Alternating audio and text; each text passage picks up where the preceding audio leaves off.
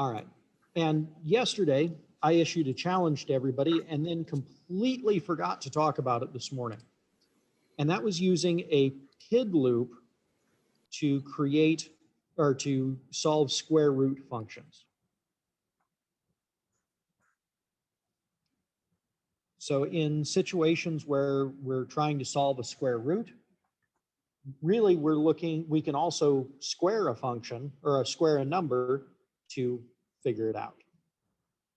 So what we're doing is we're taking our original differential pressure input and dropping it into our loop as the set point.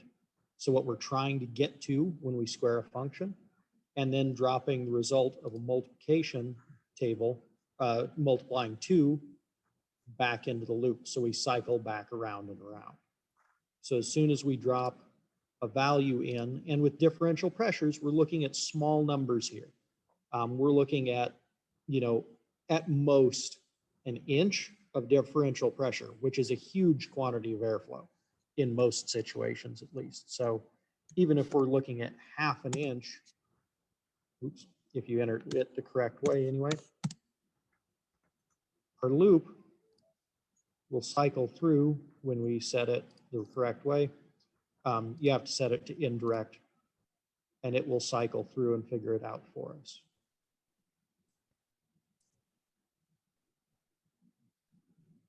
Oh, there we go.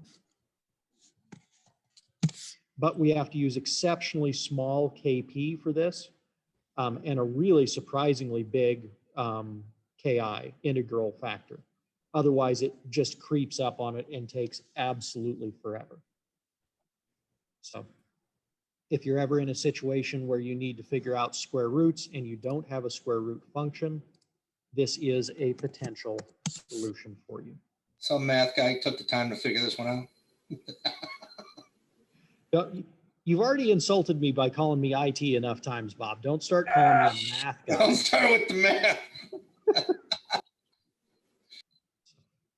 That is one potential solution. Carlos also figured out a fantastic solution. Anytime you have access to a powers function raised to the power of n, just drop in 0.5 for that power and it'll perform a square root function for you. 0.33 if you're looking for a cubed root.